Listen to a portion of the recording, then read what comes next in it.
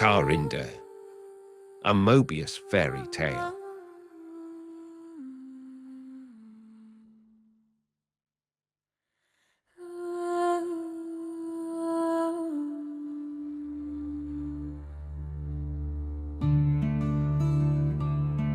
I sat upon the stone where we once lay.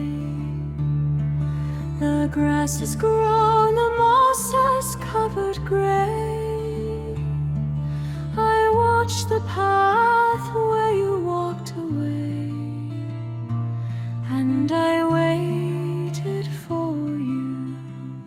Still I wait for you. The valley lies in gold and green, the quietest place I've ever seen. But you were gone and I remain, a melody without a refrain. Oh, the waiting, the wandering, the long and lonely years, the silent storm, the falling tears. I call your name into the wind. Will you ever come back home again?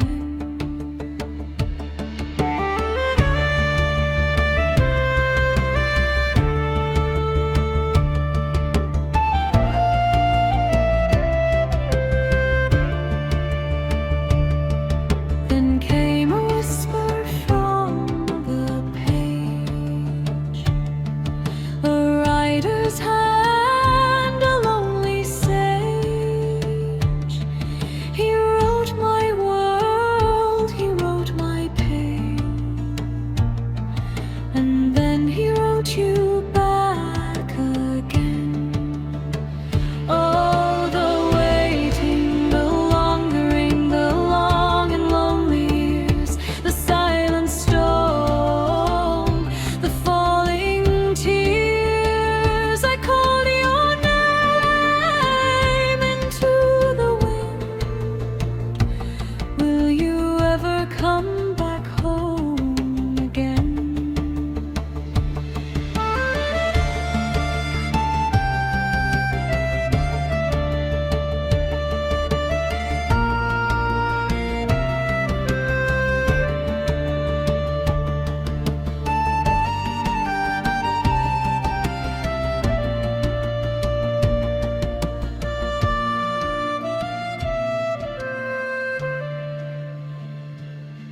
Now you are free, my children, free.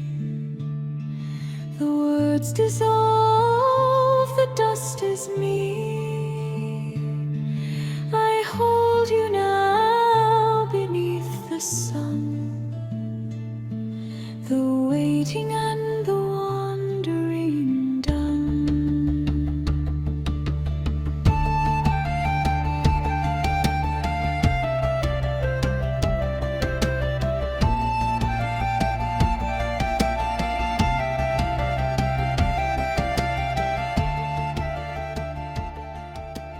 Tarinda sat silent and alone on a moss-covered rock, high above the gentle slopes of the Dalarda Valley, whose lush expanses spread before her like a living painting. Moss and delicate grasses embraced the stone on which she rested, and the wind carried the sweet scent of wildflowers that glowed like colorful dots in the distance. Her gaze wandered down over the fertile fields and meadows that had been her home for as long as she could remember, a place that had once filled her soul with warmth and security. But now her thoughts were far away, with her beloved, who was chasing an adventure somewhere in the vastness of the world, the contours of which she could not even imagine.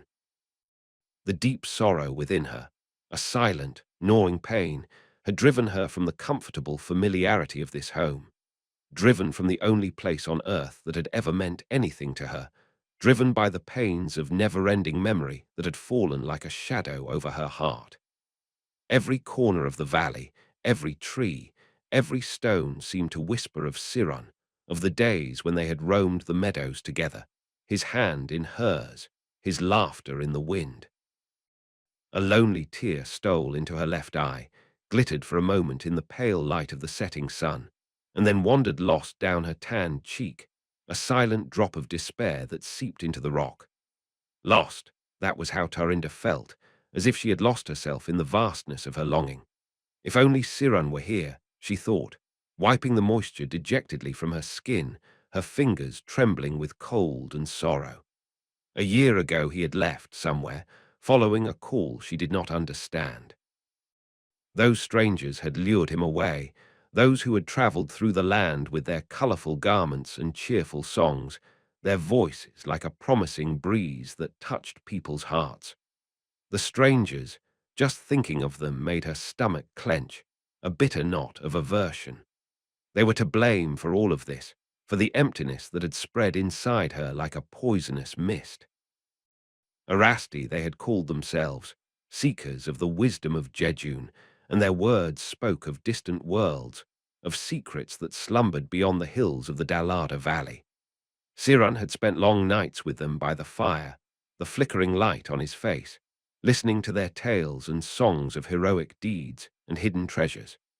Imperceptibly, a longing had stolen into his heart, a longing for distant places, for things never seen, a spark that flared brighter with every word of the Erasti. That longing had finally become an unquenchable urge, a storm that swept him away.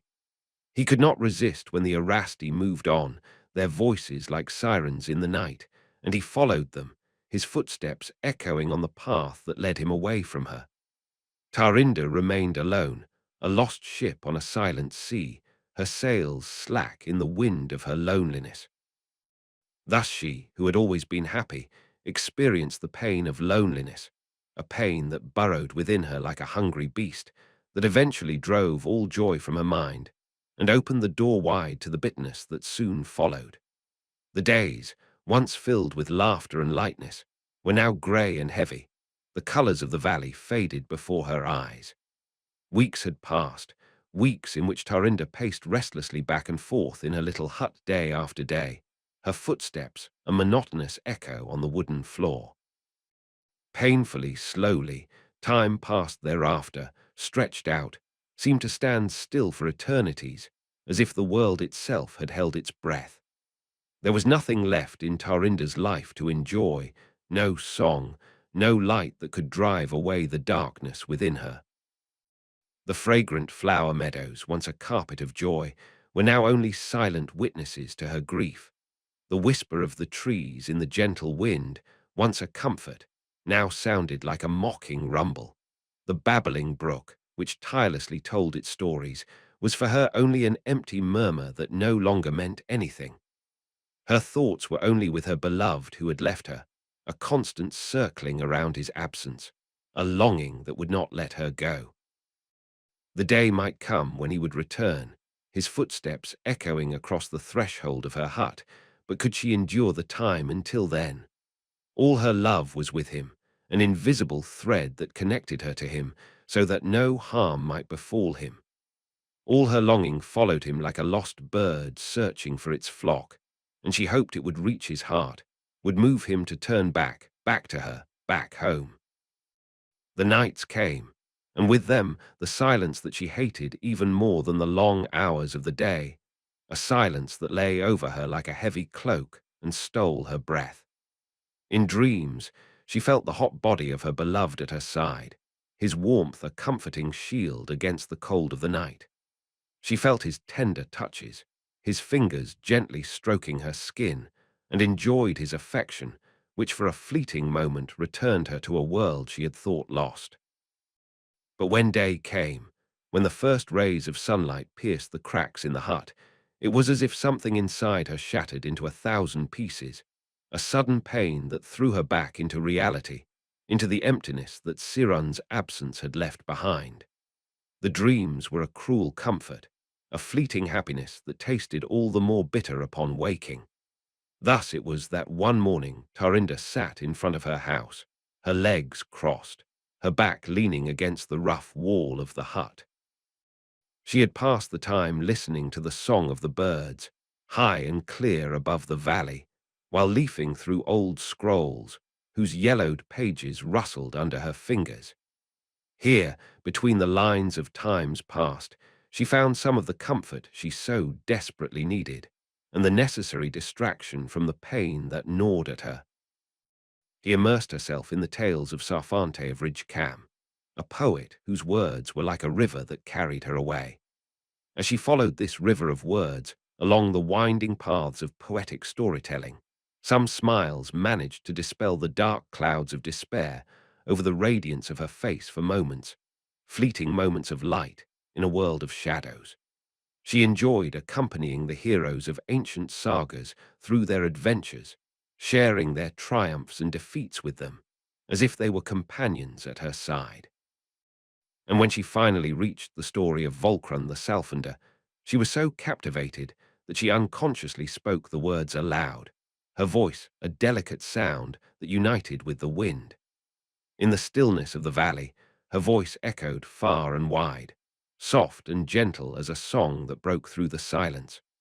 Before Tarinda's eyes unfolded the ornate flourishes with which the scribe had decorated the endless sequences of melodious words, a dance of ink that brought the pages to life. Volkrun the Salfender, it was written, had been a lonely man, lonely because he had been unable to open his self to another human being, his soul hidden behind walls of silence and mistrust. Thus he was unable to partake of the joys that came from interacting with people. The laughter at a shared meal, the comfort of a kind word, the warmth of a shared moment. Nor was it possible for him to be what he would so dearly have liked to be to them. A true friend, someone you could rely on, someone who understood and was understood. So people shunned him, their footsteps echoing away from him, their glances avoiding him. And although he occasionally found friendly reception, a smile, a brief conversation, they soon withdrew from him again, as if sensing the chasm that lay between him and the world. Thus he became strange, not insane, no, just odd in the way that loners are, in whom mistrust had nested like an unwelcome guest. He spent his time brooding, filled with those thoughts that are born of solitude, dark, heavy thoughts that soaked his mind with a poisonous gloom and rose from the darkness like mist over a silent moor. Tarinda paused for a moment, her fingers resting on the parchment, which crackled softly under her touch. Loneliness, this word wandered through her thoughts, twisting like a worm through the essence of her feeling, digging deep into her heart. For a moment, she felt the need to lay the scroll aside, for the sad words of this story reminded her all too much of the gloom of her own present, mirrored her pain like a clear upon the face of the sky. It seemed to her as if the words on the parchment had an addictive sweetness that, despite the melancholy that spoke from them, held her in their spell, a compulsion as gentle as the breeze from the expanses of the valley, which brought with it the scent of blooming geruna, those rare flowers whose intoxicating fragrance aroused the urge to breathe it in deeply and forget everything else for a moment. She spread the scroll out again, its edges curling slightly under the moisture of her hands, and ran her finger along the lines until she came to the place where she had paused thoughtfully, her eyes searching for the words like a thirsty man for water. Volkrun, called the Salfender, withdrew more and more from people, whose company made him feel loneliness more than their absence ever could, a paradox that tormented him, a sting that went deeper the closer they came to him. Without finding a purpose in his existence, without a star to guide him, he devoted himself to what he did best, writing, the weaving of worlds from words. So he fabulated, let his pen dance day and night over endless rolls of parchment, an indefatigable dance that blackened his fingers and reddened his eyes, and created stories whose splendor of color shone even more brightly against the gray of his own life, like a rainbow over a desolate plain. He wrote the stories for his own edification, an act of survival, a light in the darkness. To pursue any other purpose with them was alien to him, for to whom could he give them? Thus he sat one evening, the sun just setting behind the horizon, painting the sky in a sea of red and gold, over a story that so captivated him that he had neither eaten nor drunk since it began to take shape from the ink strokes of his pen. The world around him faded, the crackling of the fire in the hearth, the distant howling of the wind. None of it reached him anymore. It seemed to him as if a special kind of life filled this one, this particular story, a pulse that beat through the words, a breath that made them alive. Without knowing what fascinating experiences from the unfathomable depths of a divine muse were about to unfold before him, he continued to write, his hand guided by a force beyond his comprehension. When he laid aside a scroll that he had filled to the last piece with the work of his creative spark to reach for a new blank scroll, he felt a power within him, a strength that had been foreign to him before, a storm that raged within him, a fire that burned in his chest. He realized that in the words he wrote down, he was creating a diverse world of his own, a world with beings whose events seemed to be determined by whatever absurd, ridiculous, often incomprehensible ideas crossed his mind, a kaleidoscope of fantasy and madness. He felt that here lay the key to overcoming his loneliness, the feelings of pity he felt for the vulnerable products of his mind when they had to suffer because of the situations into which he thrust them, the joy they felt when he gave them light, the pain, the loneliness they endured when he plunged them into darkness. All of this was his. All of this was him. Tarinda laid the scroll aside for a moment, her hands trembling slightly as she let the parchment sink onto her lap. She tried to grasp what Sarfante intended to say with his words, tried to unravel the threads of his narrative. All his previous stories had been unambiguous, clear in their goals, a path with a beginning and an end. But this one deviated so much from everything she had read before that, although fascinated, she also felt a little repelled, even frightened. Was it Volkrun's obsession when he discovered the power he wielded over the beings he created in his stories, a power that both liberated and imprisoned him? Was that what touched Tarinda so strangely, left her soul in a strange state of ambivalence? She picked up the scroll again. Her fingers stroked the rough surface and continued to follow the sentences that Sarfante had formulated in the last days of his life, in which the last strength of his mortal body lay, a legacy of ink and longing. Volkrun sank deeper and deeper into the floods of his own imagination, an ocean without shores, and let events take shape from the mists of the unreal, events that were devoid of all logic, wild and unbridled as the wind over the hills. Unbelievable things, absurd and yet of a fascination that no one could resist, sprang from his pen. Dragons dancing in clouds of stardust, rivers flowing backwards, voices singing from nothing. He felt like a god over a world, as creator and destroyer at once, a ruler over the chaos he himself had created. As he sat like this over the lines, broodingly writing the words on the parchment, a picture of what he was writing arose before his mind's eye, so vivid, so tangible that it threatened to consume him. It was as if he could immerse himself in the world he was creating and become one with it, experience there the joys that reality denied him, the laughter of his creatures, the warmth of their triumphs, the sweet bitterness of their tears. He rejoiced like a small child, and many a witness of deeply felt emotions stole into the twinkle of his eyes, a sparkle that broke through the darkness of his existence. The scribe was so absorbed in his creation that he did not even notice how life went on around him, the changing of the seasons, the coming and going of the days, the distant calling of the world beyond his walls.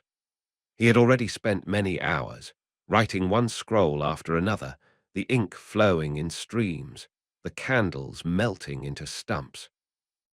He no longer felt any loneliness, for there were those creatures to whom he had breathed life and who now waited for him to fill their existence with meaning. Beings who kept him company, who needed him, who fulfilled him. And so from then on he did nothing else but indulge this, his personal hobby, a prisoner of his own creation, a king in a realm of words. Many a wanderer might have noticed the gaunt, almost ascetic-looking man crouching behind the dirty, cobweb-covered windowpanes of his house at night, by the light of a flickering candle, bent over, a quill in his hand, muttering to himself in his rickety chair. His shadow danced across the walls, a ghostly play of light and darkness, while scraps of carelessly whispered fantasies penetrated through the cracks, out into the night, where the wind picked them up and carried them away into the distance. No one could understand what they were supposed to mean, those fragments of stories, those fragments of a feverish mind. Yet they were part of a larger whole, which in turn was part of something even larger, a universe that grew and flourished in his head. The people in the village whispered about him, called him the hermit, the madman, but no one dared to come closer, to open his door, to look into the world behind the walls. Time passed, an endless stream that flowed past Volkrun without him noticing. If in the early days he had occasionally let his hunger and thirst triumph over the zeal to continue spinning his stories, a piece of bread, a sip of water, a brief moment of weakness, he eventually became entangled in the nets of his imagination and became more and more involved in them, a prisoner of his own dreams. Soon he found no way out into reality. The world beyond his creation faded into a distant shadow, an echo he no longer wanted to hear. Thus he no longer cared for the needs of his body, which, due to this neglect, decayed more and more. His skin stretched over his bones, his hands trembled, his breath was shallow and rough. Only the scratching of the quill on the parchment still bore witness to the fact that there was life in the emaciated carcass that scarcely dared to call itself human, a body that was now only a shell, while the spirit wandered in other spheres. No food found its way down his throat, no liquid moistened his chapped lips, which lay brittle and bloody in the dry air.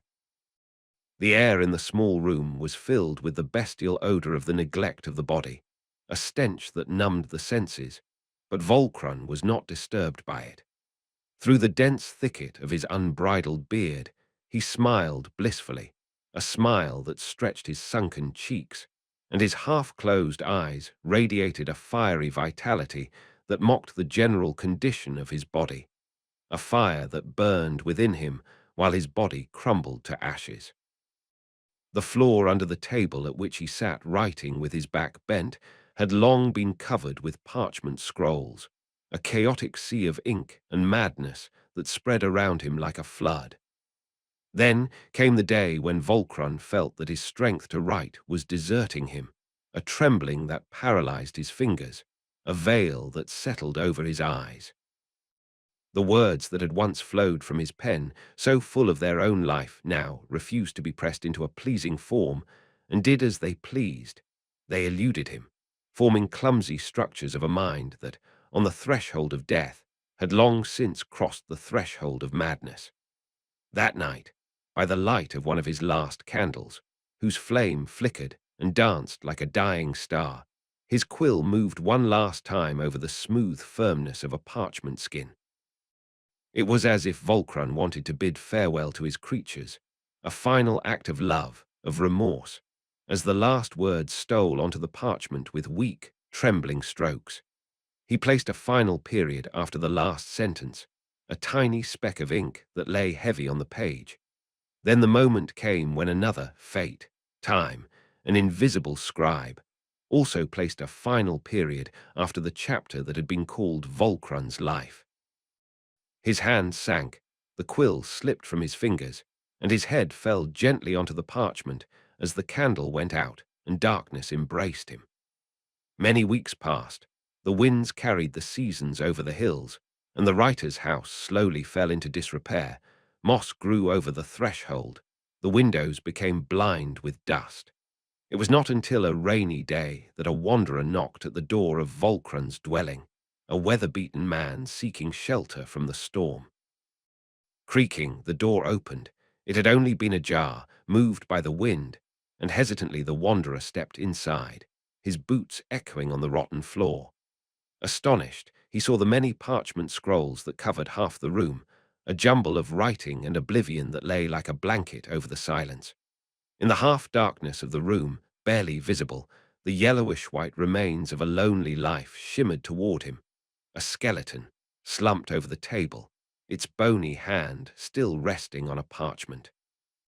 The wanderer summoned up all his courage, stepped closer, his breath catching in the putrid air, and pulled the last parchment from under the scribe's bony hand, the ink faded but still legible.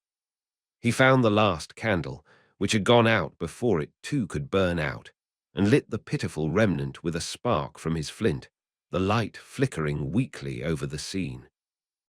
Then he unrolled the parchment, his hands trembling slightly with awe and curiosity, and eagerly read the words that had been so important to the man, to write that he had forgotten to live for their sake. There were only a few sentences written there, words that did not seem so important to the wanderer as to be worth dying for, but the deceased may have felt differently, a final act of devotion that had cost him everything. Tarinda, it was written, Tarinda, whose world I created, Tarinda, to whom I breathed life and whose fate was always in my hand. Once I gave you the fulfillment of true love, but in the frenzy of a feeling of unbounded power, I took it away from you again. I plunged you into a loneliness that you may have felt as deeply and painfully as I felt my own. With my last strength, I want to undo what I have done to you. Now expect what will happen. The wanderer frowned. The words echoed in his mind, but their meaning eluded him. He carefully put the parchment back, left the house, and moved on, the story a riddle he carried with him. Tarinda, meanwhile, sat in her hut, the scroll of Sarfante before her, eagerly reading the words he had written about the lonely scribe Volkrun. Although she understood the words, their meaning remained hidden from her mind, a mist that would not clear. It seemed to her as if Sarfante had written the story of a man who had died writing her story, Tarinda's story, a creation within a creation, a mirror that reflected her own self. Ice cold ran down her back, a shiver of realization that made her tremble, and yet she did as it said in the last lines of the story. She put the parchment aside, rose, and made her way up the rock to look out over the valley, as she had done so often, but this time with a strange feeling of foreboding. A gust of wind blew through the hut. The parchment slid off the table, slid across the floor, and wedged itself between two stones. Slowly it unrolled, as if waiting for something. Tarinda, meanwhile, had arrived on the rock, her feet firmly planted on the mossy ground, and looked down into the vastness of the valley, which spread out beneath her like a breath of the earth. Never had she been more aware of its beauty and peace than at this very moment. The gentle hills glowing in the evening light, the meadows swaying in the wind, the distant glitter of the brook that snaked through the land.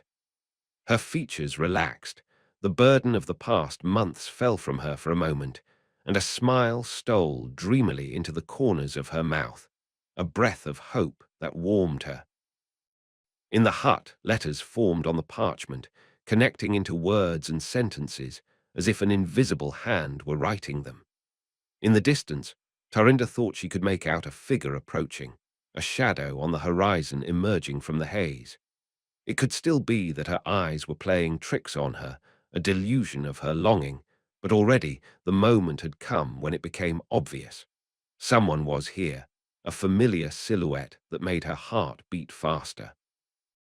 And with the certainty of a loving woman, Tarinda knew that it could only be one person, Cirrun, her beloved, returned from afar, his face marked by the journey, but his eyes shining with joy.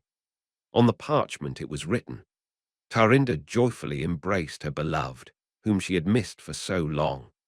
Her tears of joy moistened his garment, and his voice whispered her name like a song. Then a final sentence wrote itself. Now you are free forever, my children. And the parchment crumbled to dust, a soft rustle as the words dissolved, and the wind carried the dust over the entire valley, scattering it like a blessing over the earth that now held Tarinda and Cirrun united once more.